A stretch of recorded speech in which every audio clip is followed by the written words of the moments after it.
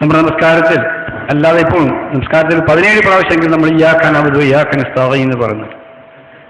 അവിടെ അള്ളാഹു ചേർത്തു നിന്നെ മാത്രം നിന്നോട് മാത്രം സഹായം ചോദിക്കുന്നു. അവിടെ ഇന്നെ മാത്രം ആരാധിക്കുന്നു എന്ന് പറഞ്ഞ അള്ളാഹു അവിടെ വെറുതെ നിന്നില്ല, നിന്നോട് മാത്രം സഹായം ചോദിക്കുന്നുള്ള കാര്യം കൂടി വ്യക്തമാക്കിയിരുന്നു. ഈ സഹായതേട്ടം ഇന്ന് ഈ തൗഹീദി പ്രസ്ഥാനത്തെ അലങ്കോലപ്പെടുത്താൻ ആഗോളാടിസ്ഥാനത്തിൽ പല പദ്ധതികൾ നടത്തി വരികയാണ്. ഇവിടെ കുബൂരിസവും മൗദൂസ്യവും സുരൂസ്യമൊക്കെ ഈ തൗഹീദി പ്രസ്ഥാനത്തെ നശിപ്പിക്കാൻ ശ്രമിച്ചത് നമുക്കറിയാം. ഇപ്പോൾ ഒരു പുതിയ ഇസവും കൂടി ഈ തൗഹീദി പ്രസ്ഥാനം നശിപ്പിക്കാൻ വന്നത് ജിന്നിനെ വിളിച്ച് പ്രാർത്ഥിക്കാം, സഹായം തേടാൻ എന്ന് പറഞ്ഞുകൊണ്ട്.